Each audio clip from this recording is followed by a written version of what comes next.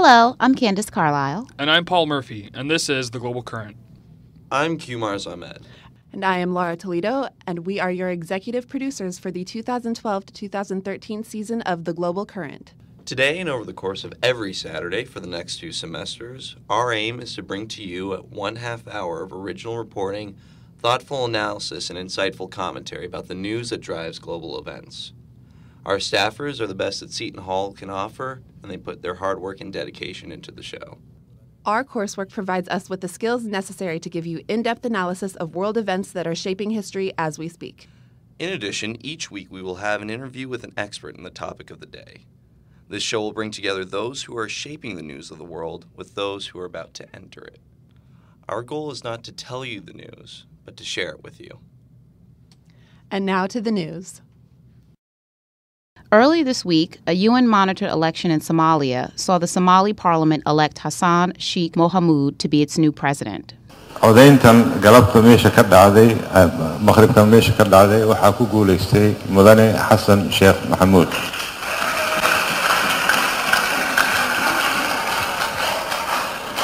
That was Parliament Speaker Mohammed Osman Jawari announcing the legislative vote totals. Mohamud, a former UNICEF official, university lecturer, and founder of the Peace and Development Party, captured 190 out of 269 votes. Mohamud edged out incumbent President Sharif Sheikh Ahmed, who received only 79 votes. Ahmed conceded defeat after the results were announced, saying, "I congratulate my brother Hassan Mohamud for his victory." Afterwards, Ahmed said he was pleased with the fairness of the election processes. Many Somalis are hoping this election will mark a true turning point for the country, which has lacked a functional government since 1991. Abdi Rahim Abdi, a lawmaker, told Reuters, "It's D-Day for Somalia. It's a turning point for Somalia, and everyone's been waiting for it." Although a UN anti-corruption committee oversaw the election, it did note setbacks in the form of allegations of bribery and MP seat buying from overseas sources hoping to re-elect President Ahmed. The election is the newest achievement in a UN-backed effort to return peace to Somalia. In August, the UN assisted in the drafting of a new constitution, which aims to empower Somali citizens with new civil and political rights. In other news out of the African continent, information continues to rise out of the deadly U.S. embassy attacks in Benghazi, Libya. News editor Zachary Kotz files this report. Today, many Americans are asking, indeed, I asked myself, how could this happen? How could this happen in a country we helped liberate, in a city we helped save from destruction? An attack by Islamist militants on a U.S. diplomatic mission in Benghazi has resulted in the death of U.S. Ambassador J. Christopher Stevens and 3 staff members, including an information officer and 2 former U.S. Navy SEALs, whose purpose on the compound has not been released by the State Department. Although initial reports attributed the deaths to protesters, news reports continued to suggest that the attack may have been premeditated. The report goes on to say that the individuals armed with anti-aircraft weapons and rocket-propelled grenades then stormed the annex where the U.S. officials were seeking refuge. There are conflicting reports which suggest the ambassador's convoy was hit by rockets en route to the safe location. The United States has launched an investigation to confirm these allegations. Libyan officials have since arrested 4 individuals in connection with the attacks.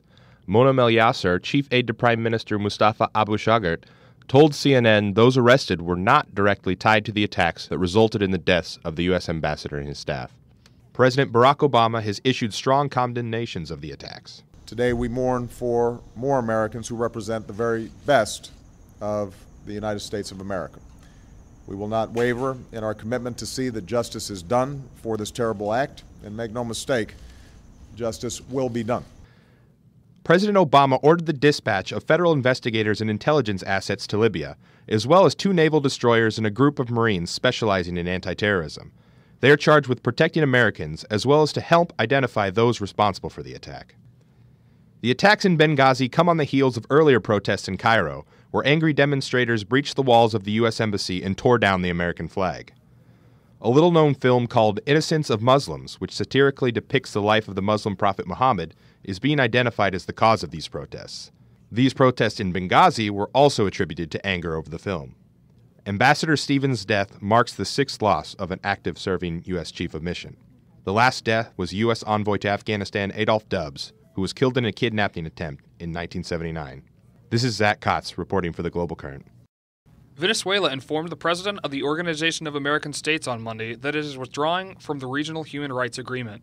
Venezuelan President Hugo Chavez has long threatened to withdraw from the convention, the most recent promise being only July 25th during a state televised speech.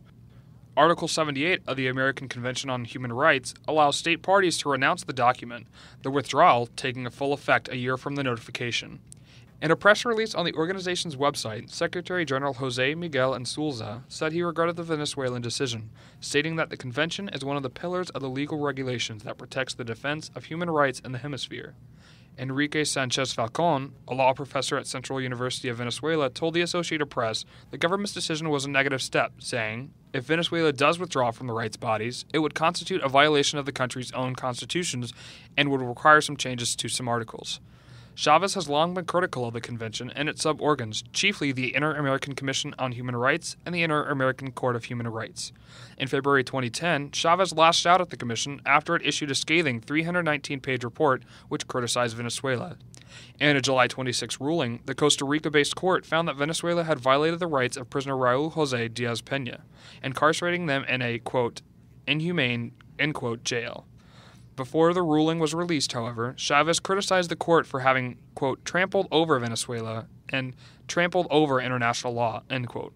Chavez faces a presidential election against Enrique Capriles, a former state governor, on October 7th. A man who allegedly shot and killed an individual at a Parti Québécois victory rally in Montreal has been formally charged with first-degree murder and 15 other counts. Executive producer Laura Toledo files this report. Mont-Tremblant businessman Richard Henry Bain, 62, is accused of opening fire shortly after midnight at the Parti Québécois victory rally for newly elected Premier Pauline Marois, killing Dennis Blanchette, 48, and wounding another unidentified person.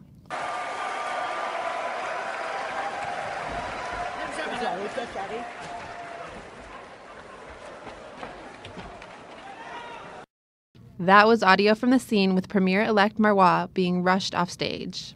A police official quoted in the Associated Press said they believe Bain's gun jammed after the initial shots were fired, which is believed to have prevented further loss of life. 3 more guns were found in the suspect's car located nearby. Officials also believe Bain started a small fire with a flare after he stopped shooting. The BBC reports that witnesses heard Bain shouting, "The English are waking up," in accented French, adding in English that there would be, quote, payback, end quote. Prosecutor Elaine Perrault said that while an investigation remains ongoing, it is too early to tell if Premier-designate Pauline Marois was the target of the attack. Perrault noted that additional charges could be added pending further police questioning of Bain. Premier-designate Marois told a news conference on September 6 that the shooting was an isolated event that does not represent who we are. Quebec is not a violent society. One act of folly cannot change this.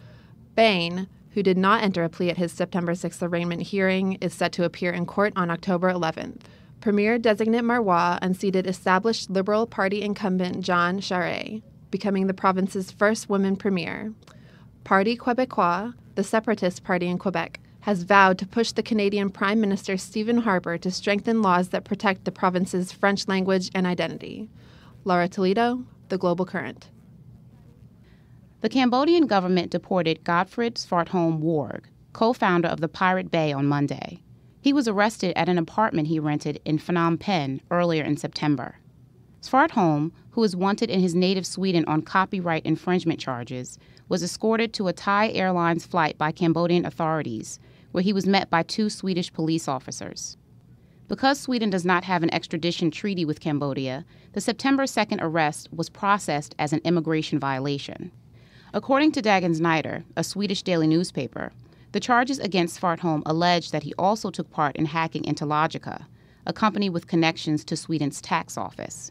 Kurth Chantharif, Cambodia's national police spokesperson, told the Associated Press that before the deportation was completed, Swedish officials presented Phnom Penh with legal documents against Svartholm in the copyright infringement case. In retaliation of the arrests, a hacking group referred to as Null Crew began hacking Cambodian commercial and government websites on September 5th. In addition to the commandeering of the websites, the group also posted administrative logins and passwords for 2 government agencies on the widely used site, pastebin.com, leaving the message, "They should have expected the hacks when they did this. Cambodia, we will not stop until you come to your senses." Терроризм всегда есть терроризм. Под какой бы личиной он ни существовал. Это надо всем усвоить. В том, что существует сегодня терроризм и угрожает, по большому счету, всему человечеству. Ну, посмотрите, любая там Олимпиада, любой какой-то. That was now former Duma deputy Gennady Gudkov discussing Finland's decision to investigate a priest after a series of controversial statements. On Friday, the Duma voted 291 votes in favor, 150 against, and with 3 abstentions, to remove Gudkov from the legislature. He's widely known as a vocal opponent of Prime Minister Vladimir Putin. Gudkov, 56, is accused of operating a business and lobbying on its behalf while holding a legislature position, a violation of Russian law. The 3-term legislature becomes the second person to be removed from the post-Soviet Duma, the first, Sergei Mavrady, who swindled millions of Russians with a pyramid scheme in the 1990s.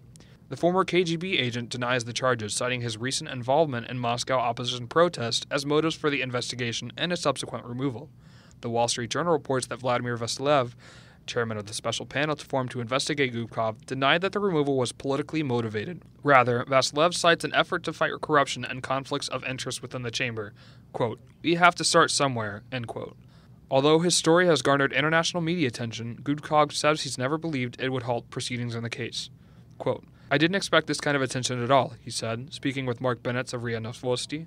"But it won't change anything. The Kremlin doesn't pay attention to, and I'm being ironic here, such trivial things as the opinion of the international community." Gudkov's son, Dmitry, 32 and a Duma deputy, is fighting off his own pro-Kremlin attacks. He has filed suit against prosecutors regarding a May 31st protest warning, which alleges he interfered with police operations at the March of Millions demonstration in Bolotnia Square on May 6th. When we return, social media producer Stephanie Parenti discusses recent developments in the Syrian conflict, and recruitment director Candace Carlisle and I sit down with leading cybersecurity experts to discuss the recent rise of superviruses. Just minutes from New York City and a few hours from Washington, D.C., the John C. Whitehead School of Diplomacy and International Relations is an ideal place to study international relations and practice diplomacy firsthand in a professional, dynamic, and culturally rich setting. For more information, visit diplomacy.shu.edu. Let me say one thing. If we are going to succeed, it is extremely important that we all accept that there should be one process of mediation, the one both the UN and the Arab League have asked me to lead. When you have more than one and people take their own initiatives, the parties play with the mediators. If one mediator says something they don't want, they go to the other. So one single unitary process. And it is when the international community speaks with one voice that that voice is powerful. And we should pool our efforts and work together. And I'm determined to work with everybody. And I'm going to consult broadly with all actors. And I think I'm well on the way in that direction. That was Kofi Annan, former Secretary General of the United Nations, speaking about the international response to the ongoing violence in Syria. It is clear that the international community efforts to cease the violence in Syria are deeply divided, creating a diplomatic brawl over the future of Syria. In one corner, France reportedly gave armed aid to the Free Syrian Army, or FSA. Britain gave $10 million in non-weapon aid and protective clothing, and the U.S. State Department has set aside $25 million in non-lethal aid. However, in the opposite corner, Russia has continued arms sales to the Assad government, and one must not forget the repeated Russian and Chinese United Nations Security Council vetoes of resolutions aimed at ending the violence in Syria. Clearly, such a matchup of opposing support is unsustainable and self-defeating to peace efforts. Where, then, is the UN Special Envoy to Syria, which could play a mediating role? Kofi Annan recently resigned as the leader responsible for this mission. When his resignation was announced by Secretary General Ban Ki-moon, Mr. Ban stated, "The persistent divisions within the Security Council have themselves become an obstacle to diplomacy, making the work of any mediator vastly more difficult." And who sits as permanent members on the Security Council? France, the United Kingdom, the United States, Russia, and China, each an ongoing contributor to the fractured Syrian situation. How does the world make sense of China and Russia directly stalling or contributing to the violence on one side, and the West doing the same for the Free Syrian Army, which also uses violence as a means? Blaming the Syrian government and opposition forces, Ban Ki-moon said both continue to demonstrate their determination to rely on ever-increasing violence. Yet we are still seeing disintegrating cooperation in the UN Security Council, despite the pressing issues of civil war and human rights abuses. There is no doubt that many changes need to be made. Foreign contribution to Syrian combatants, be they the currently recognized regime of Assad or the FSA, could very well sway the outcome of this insurrection. The major powers of the world are making a difficult judgment call for which history will provide only one winner. However, history has told us something important already. Civil war is messy, and all the aid in the world cannot repair the scars left on a country long after the conflict has died down. The situation on the ground is brutal on both sides, and the continuation of violence is seemingly boundless.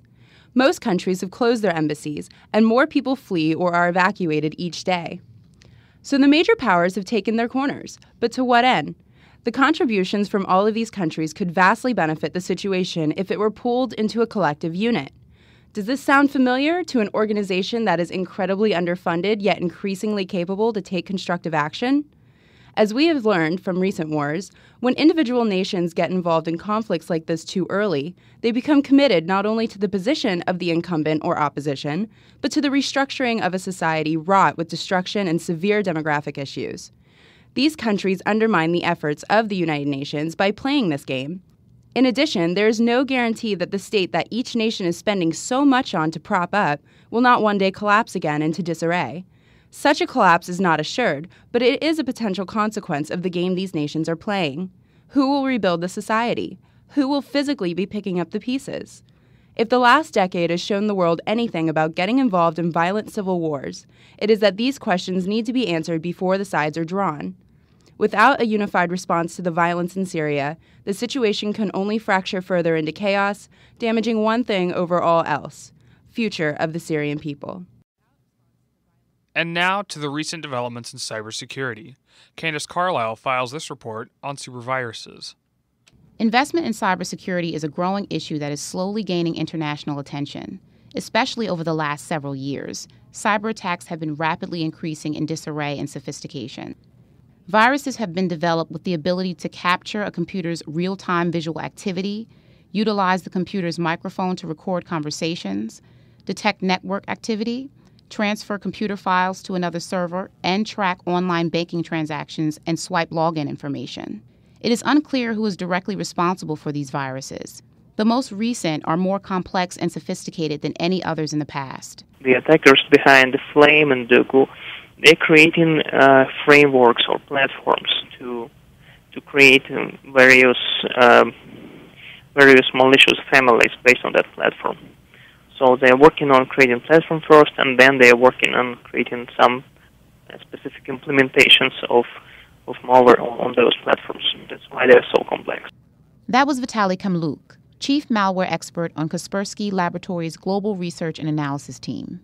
In the recent high-profile targeted attacks, the attackers were well prepared, said Boldazar Ben-Shiath, assistant professor at the Laboratory of Cryptography and Systems Security at Budapest University of Technology and Economics. Many experts believe that a state government has engineered them. Well, most likely, the guys who made Stuxnet should have tested the code for a long time to be sure that it runs perfectly and it can really destroy centrifuges. And for this, most likely, they had to buy uranium centrifuges or obtain some and test their code on that, said Boldazar Ben-Shiath. They tried to evade detection by creating malware that is not detected by most signature-based security products. The attackers also used zero-day exploits, meaning that computers with updated virus software could be hacked. That means it is very hard to protect against such hackers, but it is not impossible, said Ben-Shiath. The viruses which have been discovered by private security firms are Shamoon, the wiper, which wipes out entire files by overwriting them, Duku, which disrupts industrial processes and steals data, Stuxnet, which alters programming controls, and the latest, Gauss, which steals and redirects information, specifically related to online transactions. These viruses have been responsible for disrupting Middle Eastern governments and private institutions' operations. The sophisticated cyber espionage programs have created serious security problems for states to deal with. Once machines have been compromised, the viruses are able to follow their specific function. In the past, this has included causing physical damage. As soon as a virus is detected, it is easy to clean up a system and restore files, but the issue of data stealing creates significant difficulty. The issue then becomes trying to safeguard against the infiltration of these viruses. Institutions can protect themselves by using existing security measures, including firewalls and antivirus software. Regular audits and checks, in addition to defined security policies and practices, are necessary. It is difficult to say what will happen in the future when it comes to cybersecurity. However, it is evident that similar attacks can be targeted against critical infrastructure. The problem is that the amounts of places that can be attacked are vast. Closing down every possibility can be virtually impossible. The attackers always have advantages over those who try to protect the infrastructure. Preventing future attacks needs lots of efforts, of course, if existing security architecture had holes, said Benghazi. These recent attacks highlight the fact that immediate action must be devised to keep pace with the attackers. They just have yet to be realized. This is Candace Carlisle with The Global Current. Candace and I spoke earlier this week with Bolazar Benghazi, assistant professor at the Laboratory of Cryptography and Systems Security and the Department of Telecommunications at Budapest University of Technology and Economics. Here's part of the conversation. What is the main difference between these viruses and kind of the regular-of-the-mill viruses? So your regular Trojan horse, or your virus that goes through kind of emails and sites that you get online. What's the main difference that separates them? Do you think that they're equally disruptive and destructive, or is there some separation, not just in their code, but is the separation also in their intent? What's kind of the major factors that put these in this new category? So there are multiple layers of differences between the malware families or malware categories we are talking about. One layer is the technical field. These malware use special techniques to be undetected for a long time, because it is their major goal to infiltrate into the system, to corrupt operation, and to steal information.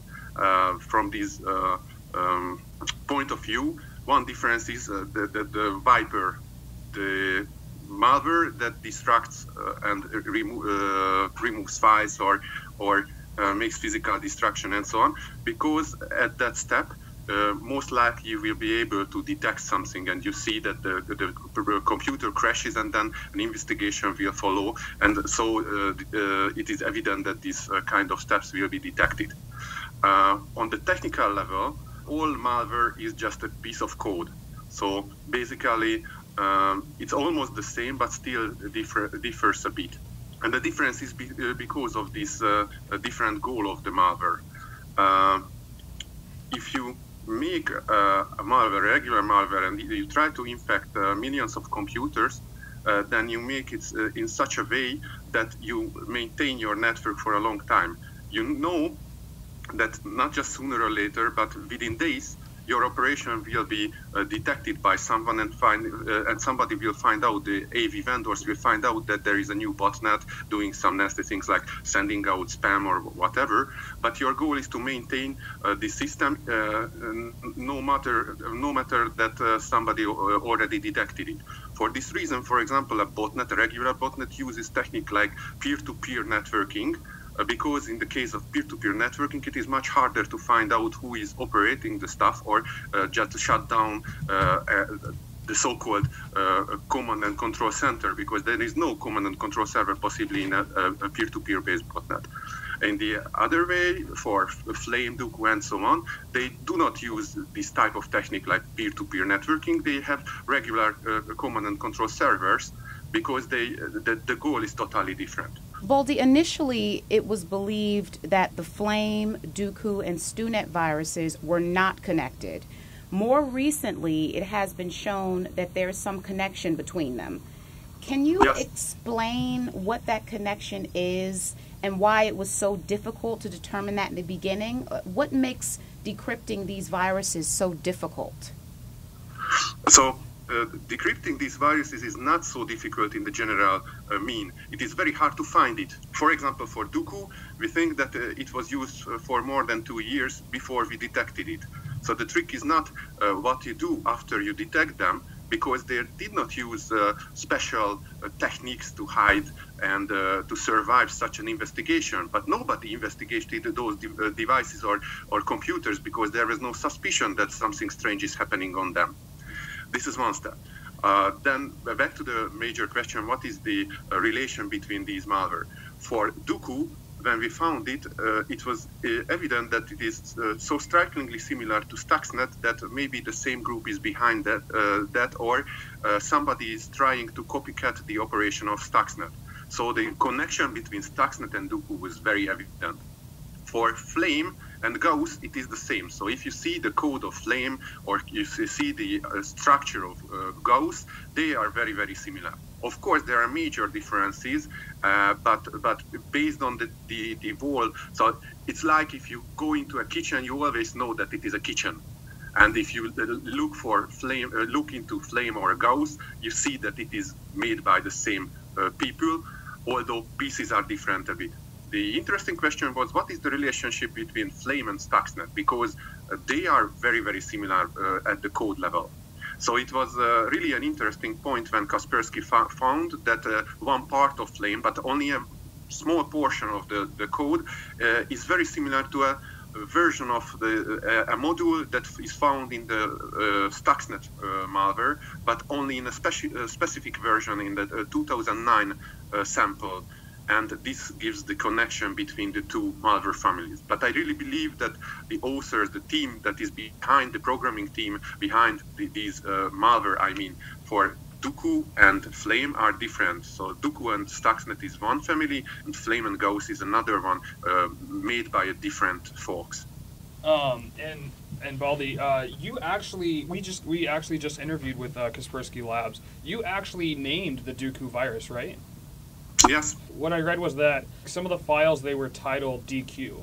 So I tell you the story. So for naming the Duku, it began by finding that there is something strange in a system and so on, and we were able to identify those pieces of code that causes the problem. So we identified a new malware. And when we started to analyze this on this sample, then at a certain point we thought, okay, it is necessary to give some name for this malware.